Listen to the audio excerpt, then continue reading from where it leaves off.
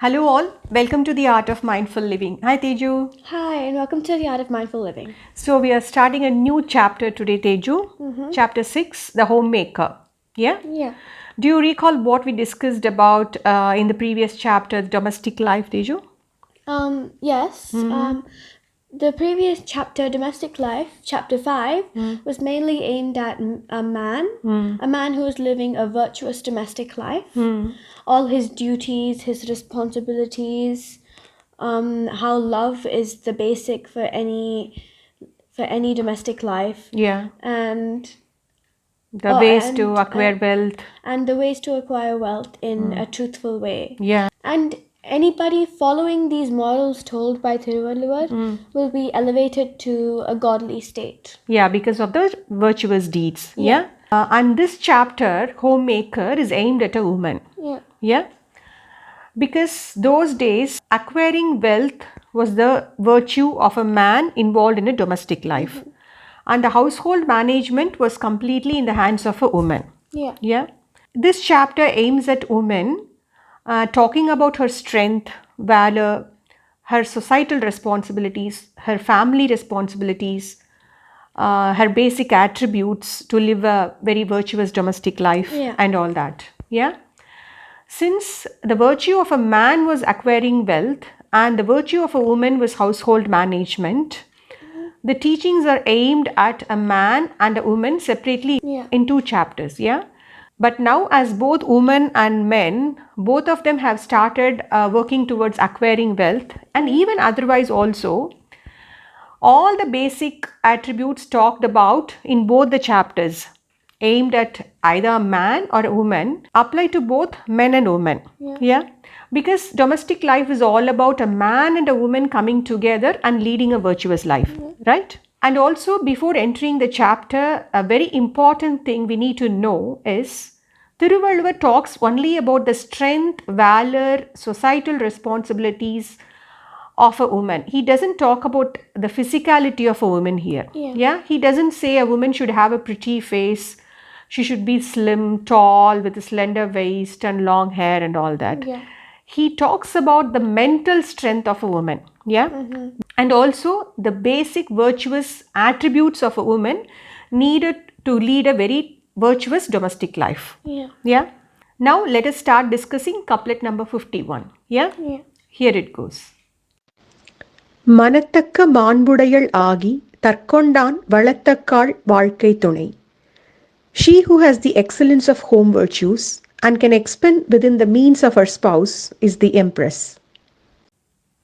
She who has the excellence of home virtues and can expand within the means of her spouse is the empress. Yeah, this is the meaning of the couplet, Teju, and he talks about the good attributes and the deeds a woman has to do to lead a virtuous domestic life. Yeah? And the good attributes he talks about here are caring for the ascetics. This was told to a man also in the previous couplet, right?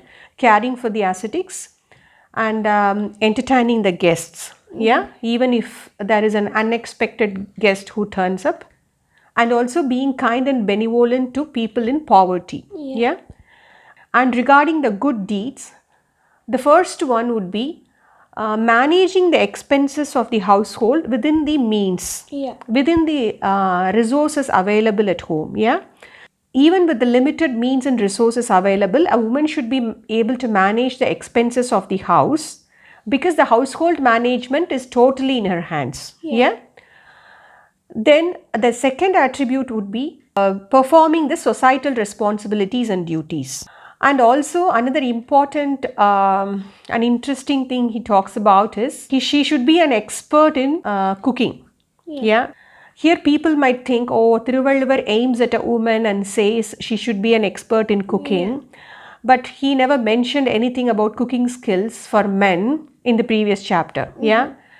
Here we need to understand that the attributes and the qualities aimed at both women and men in both the chapters apply to both men and women. Because in the last chapter, when he said love is the basic attribute of domestic life, then virtue would be the fruit we reap out of it. Yeah.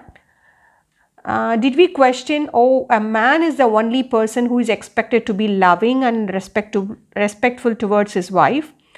Does that mean a woman could be ill-tempered? No. No, right? Love is the basic attribute that is expected from both the life partners. Yeah. And here also in this chapter, the qualities apply to both men and women. Yeah. Now coming back to expertise in cooking. When do you think you can become an expert in any skill, Teju?